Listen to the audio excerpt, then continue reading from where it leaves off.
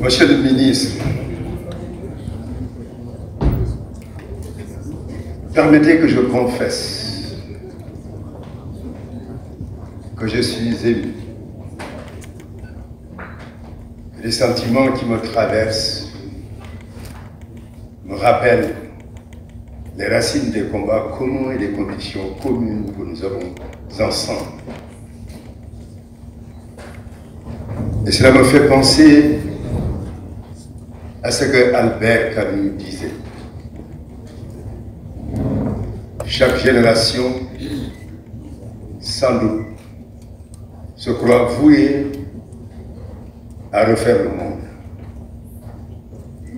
La mienne sait pourtant qu'elle ne le refera pas. Elle a sans doute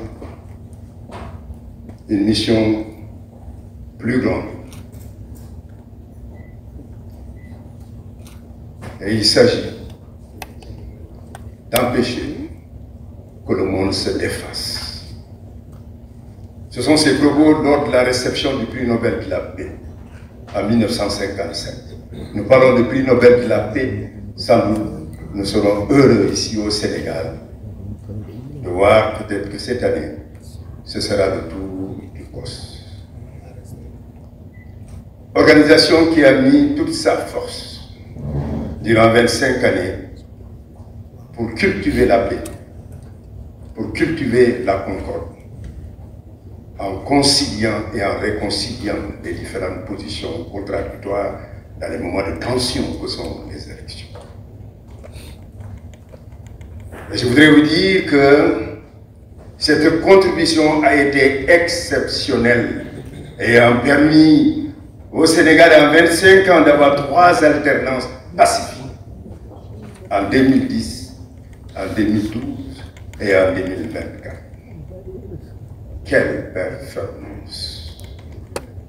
Nous avons vu que c'est une chance extraordinaire. Ailleurs où cela n'a pas été possible, il n'y a pas une société civile capable de se mobiliser avec un engagement et l'allégresse de la foi pour atteindre ses objectifs de régulation et aussi d'organisation d'élections pacifiques, transparentes, démocratiques, régulières, honnêtes et sincères, que cela a causé énormément de difficultés.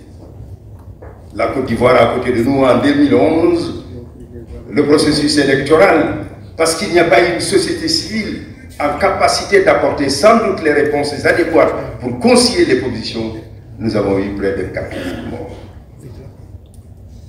Ailleurs, un peu plus loin, parce qu'il n'y a pas une société civile qui a pu suivre le processus en cours, n'a pas pu éviter que la radio Mille Collines arma les esprits en armant les mains qui seront des mains meurtrières. Entre le 6 avril 1994 et le 31 avril 1994. Je voudrais dire entre 6 mots. 800 000 à 1 million de morts seront les chiffres des Nations Unies. Dans une folie meurtrière qui a fait que les Hutus, les Tutsis et les Batouas se sont retrouvés dans une situation confrontationnelle dans le prolongement d'une guerre civile. Mais la société civile sénégalaise a réussi des choses extraordinaires. Et ceux qui sont là, je les connais, nous avons cheminé ensemble. Et je vois Lintine, je vois évidemment Boukounta, lorsque j'étais président de l'ONDH. Et cela me permet d'avoir une pensée émue pour une pionnière, Maître Mambassinian, qui a porté sur les fronts baptismaux le 7 mars 1987 l'ONDH. Une femme courageuse, une avocate talentueuse, qui avait déjà une projection d'une société tournée vers la paix, le progrès et la prospérité des Sénégalais. C'est cette société-là qui s'est battue, parce qu'elle devenait ainsi la doyenne des organisations de défense des droits de l'homme au sud du Sahara, pour qu'il y ait l'Union intra-africaine des droits de l'homme en 1991. À Lyon, nous étions à Ouagadougou.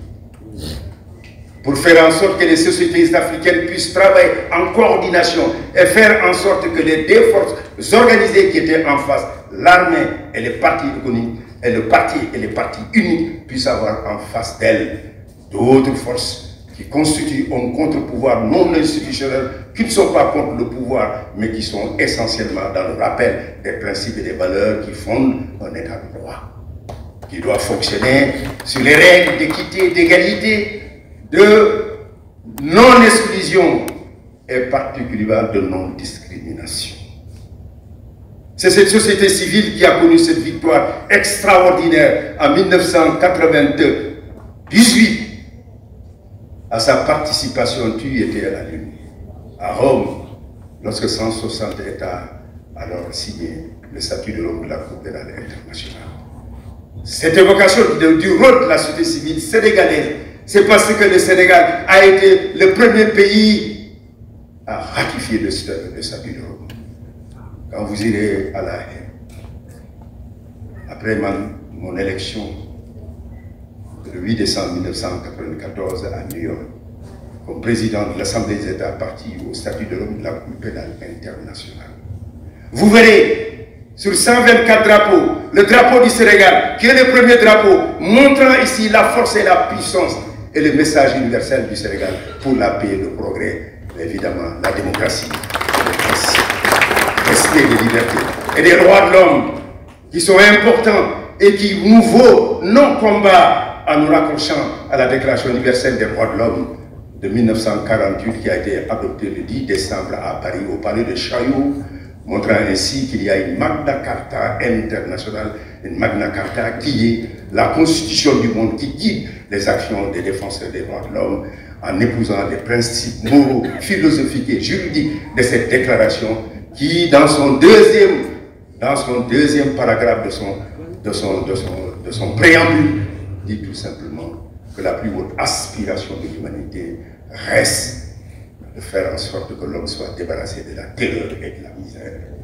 Et ceux qui s'investissent pour qu'il n'y ait ni terreur, ni misère à travers le monde, ce sont les organisations comme, justement, ce collectif, dont nous sommes fiers et si fiers, dont les hommes sont des hommes de qualité. Le professeur Babacar Gaye, qui a porté la parole pas seulement au Sénégal, mais au fond aussi en Afrique, en apportant son expertise pour une constitution qui permet de réunir alors les Mongolos pour travailler ensemble. Mais tous ceux qui sont ici avec courage, avec force et détermination, mais avec toujours une expertise et un sens extraordinaire du contact, toujours dans les moments de tension, qui sont des moments inflammatoires dans le pays où la tension monte, trouver les mots justes et qu'il faut pour pouvoir faire parler et le pouvoir et l'État. C'est cette société-là qui m'honore. J'en suis fier. Et je voudrais vous remercier du fond du cœur en vous disant que le combat continue. Merci beaucoup, monsieur le ministre. Nous allons vous demander de rester pour recevoir le titre de reconnaissance de Maître Mambasignan, des maîtres du professeur Babacar Gaye.